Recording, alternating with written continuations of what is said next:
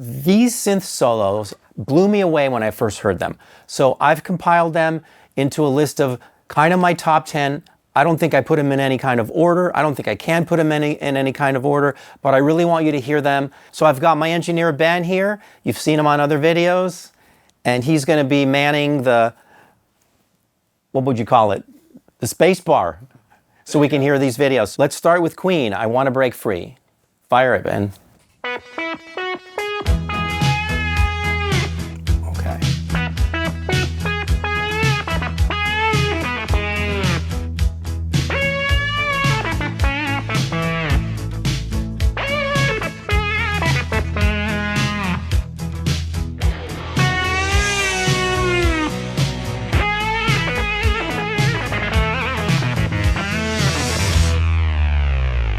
I mean, when I heard that, I like, who's coming up with those musical ideas with the bends? And I've attempted to learn that solo a few times, and I am going to do that. It's Jupiter 8, and it's in unison mode, and there's really something special there. And I never knew who performed it, and I had to look it up. And it's a session player named Fred Mandel, and he was on a lot of records back then, and he still is on records, right? I noticed that his resume includes Pink Floyd, Elton John, Supertramp, Anthrax, Lady Gaga, and Chris Stapleton, all the way to present. What a great player, and I highly recommend that you study that solo because of what's going on with the pitches and the nuances. It sounds like a melodic solo, but there's so much nuance in there, and that twisted my head off. I'm still trying to figure that one out. Okay, so let's go to another one.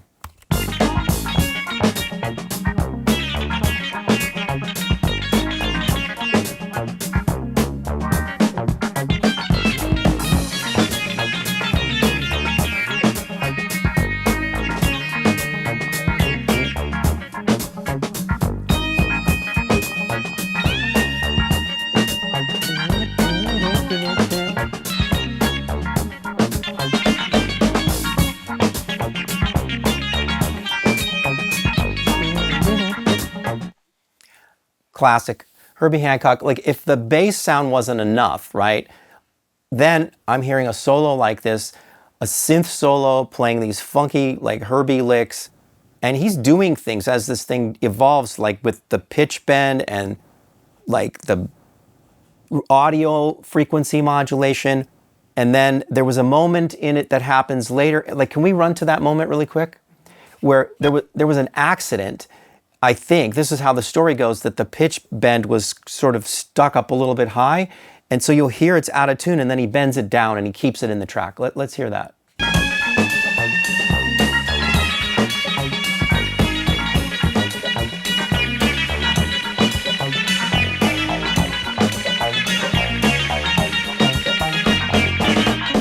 And then he drives it down. So like classic Herbie Hancock and the way he thinks, he goes with it, right? He's in the moment, and it's just one of the funky moments of the solo.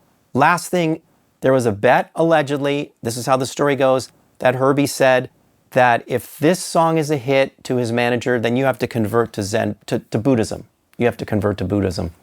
And the song was a hit, and the manager converted. Can you believe that? I can't wait to hear this one. This really messed me up. Let's go, Ben.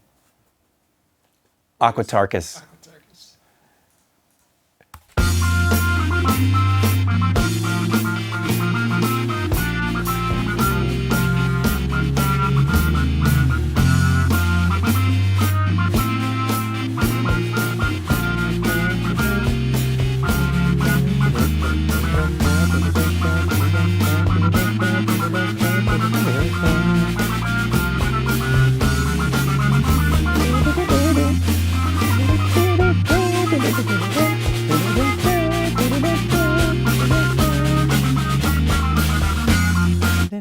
Okay, I mean, I can just sing along with that one. So melodic. What is that sound? I mean, I don't know, it's like an album about some sort of like armadillo or something. Like if you look at the album cover, right, you guys can see it. And Keith Emerson is soloing on it's like in the right speaker. And then there's something that's like mirroring the solo that's in fourths or fifths, and it's just sort of playing along, but it's different. And when I heard that one, I was like, okay, I really want to play something like that. And it's on the big Moog modular, right? So I'm going to have to break that one down one of these days, but I loved it. It was funky.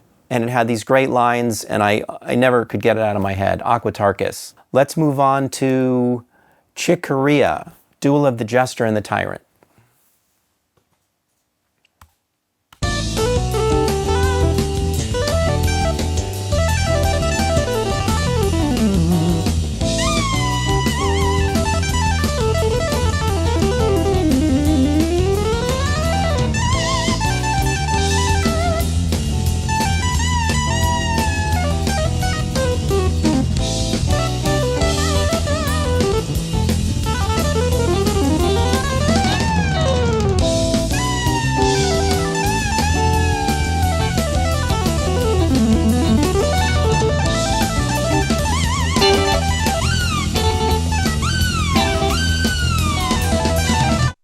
Okay, how crazy is that?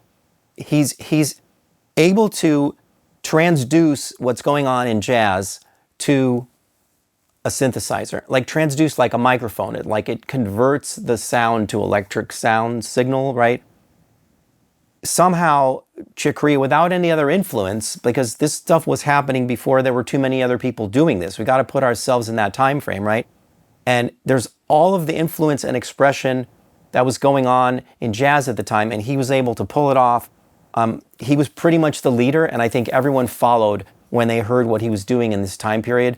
As far as I know, it's on a Mini Moog.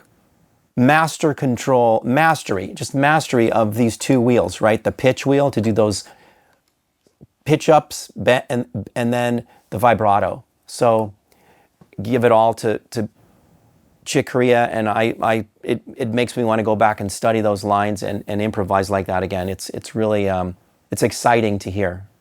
Okay, let's hear another one. I'm going to see what we got next. This is one that I played, and we can show you an excerpt of it. I did learn this one. Edgar Winter, Frankenstein. Let's hear it, and I'll tell you some stuff about this one.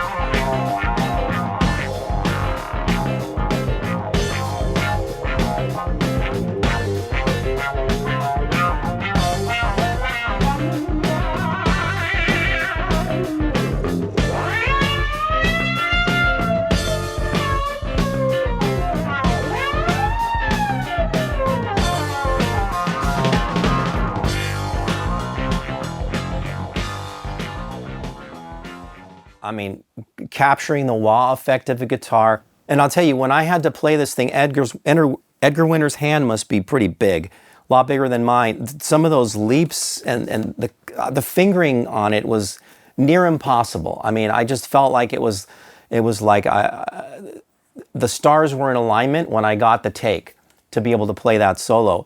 It's like more like you're just trying to, he was hearing this melody or whatever he was doing with the solo more than it's anything that falls under your fingers, you know?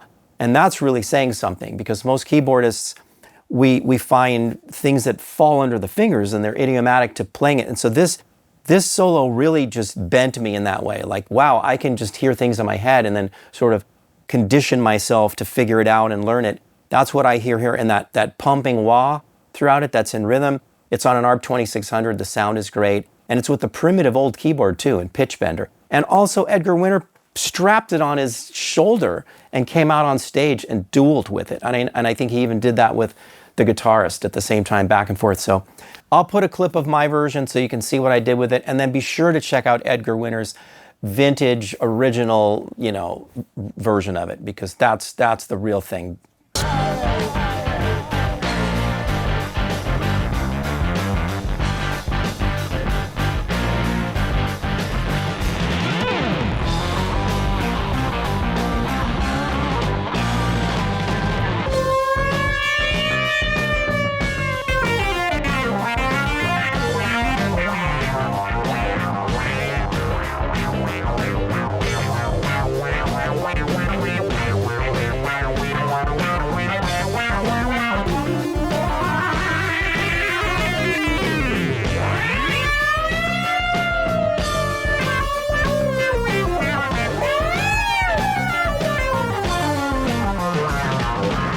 All right, let's do another one.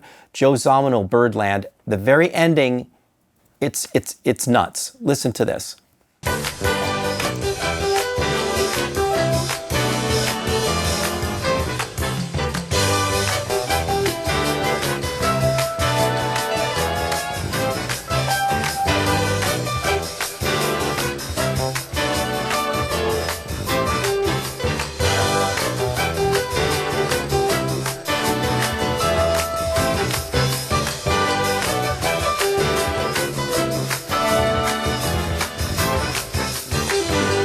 we go.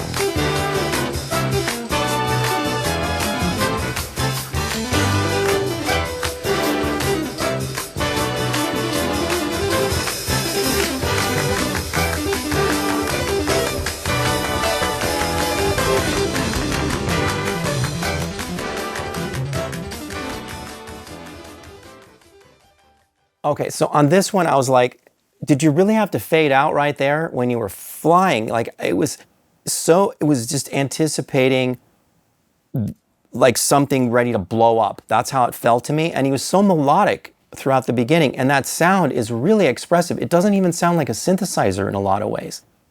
That's Joe Zawinul. He looked at synthesizers in a different kind of way, I think, because unlike some of the other ones, he really created new sounds, and that's what he was about. He was like, I think I found a quote, let me see. He wanted to make synths cry, whisper, and shout, and not just play notes. And that's what I hear in that one, and that's why it's so special to me. You know, the song's great, but that short outro, and then he just starts wailing at the end, that just always stuck with me. Let's try something that's a little more subtle. Ready for this one, Ben? George Duke, Foosh from the Stanley Clarke George Duke Project.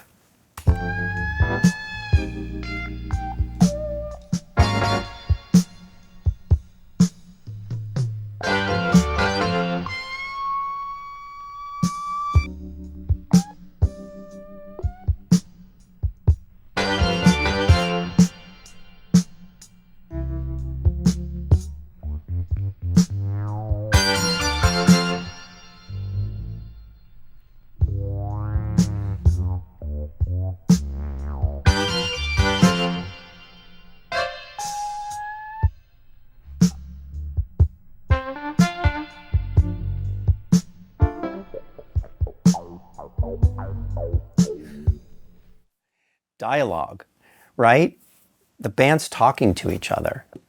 It's funky as can be, lots of space, and the Minimoog, like nothing happens, right, when he plays the note. And then the filter's sweeping, so you're hearing these expressive movements, just like the human voice. That's what I hear, and it's crying, and it's singing, and he's doing it with an electronic instrument. And he's playing the funkiest licks. Very unique. George Duke can burn too on Fender Rhodes and on Minimoog and synthesizers, Arp Odyssey. But this was something special that he could do, and it brought to my attention that I could be really expressive with synths. And so I would put this expression pedal on the Minimoog so that I could use the wheels and get another level of brightness with my foot. So I'd get pitch and then brightness with my foot, and that's what opened me up. It was this solo. So pay close attention. Let's move on to, I've got one for you. Jan Hammer, Bamboo Forest.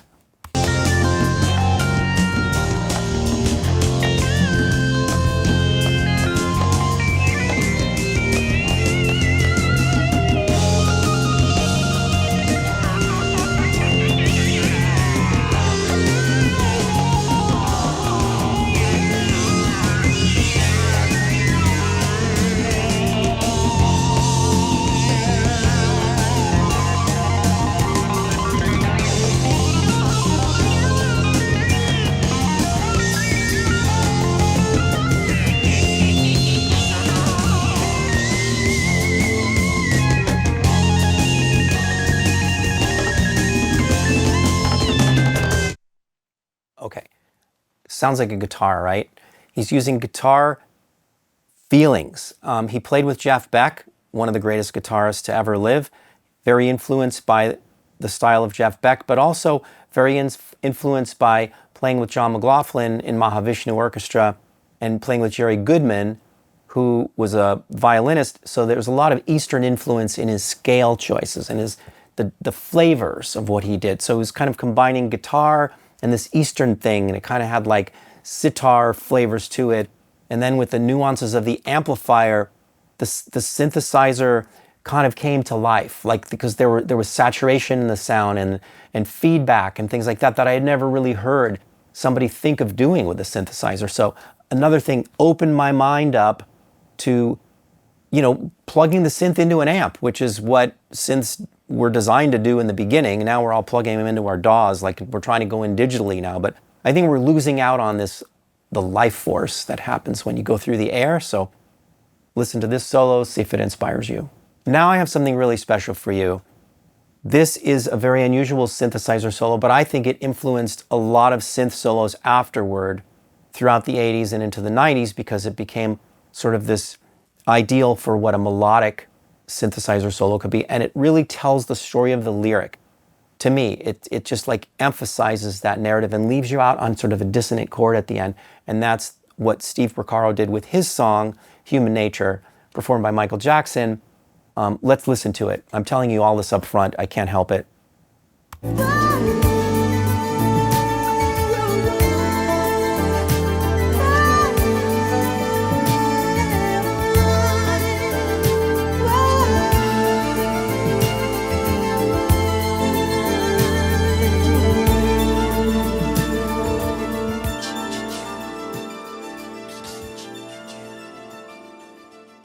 And it ends on that G sus chord with an A flat in the bass, and there's a dissonance. So it's kind of unresolved, but it just so fits the nature, there you go, of human nature and what the John Bettis lyrics were all about. And so there's more to just a synth solo.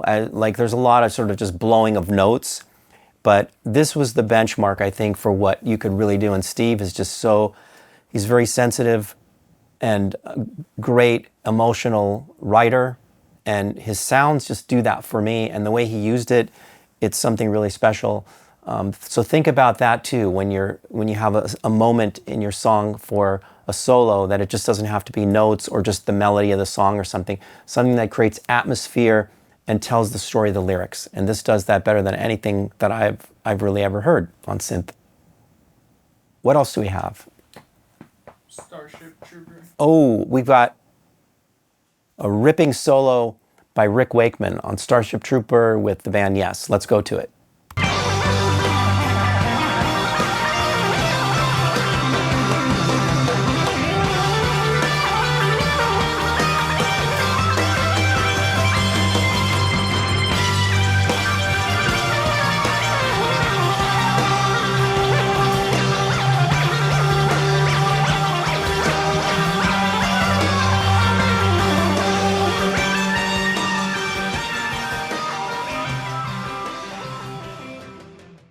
So I was pointing to the glide, right? The portamento, because when Rick Wakeman does these like repeated notes, it's very classical, very like Scarlatti, Bach. He's classically trained. But when he puts the portamento on, you get this sort of ripping the pitch. Like you couldn't do that on a keyboard. And that caught my ear. It's like, what is this guy doing with portamento?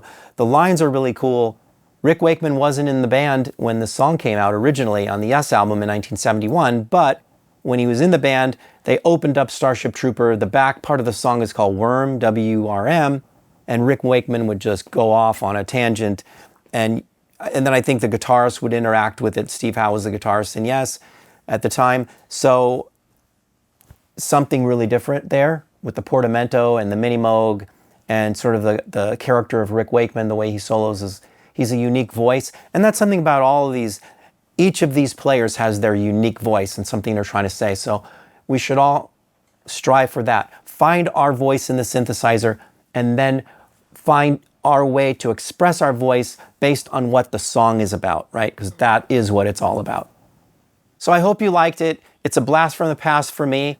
But when I hear it, it takes me back in time to that feeling that I had. And I still have it today of the excitement of synthesizers, because I think it's in the music. I think it's in the performance. And when you make music, make sure you get yourself in there. Get your voice, your personality, and your emotion in there so that when people hear it, it lasts, right? Because it's inextricably in there. So this was a really fun video for me to get that going again. I'm really excited. I want to do some soloing tonight probably. Be sure to like and subscribe if you like this type of video. Let me know, put it in your comments. Let me know if you have a favorite or one that I missed. I'm sure there's other favorites. And there's a lot of modern stuff, which we can get into at another time. Check out my course if you're interested in how I program synthesizers. It's the exact method that I've used on hit records and films. I still use it today. and it's available for you, anthonymarinellimusic.com. What else can I say? It's so much fun to be doing this. I'm very grateful for all of you checking out the channel. Come back. See you next week.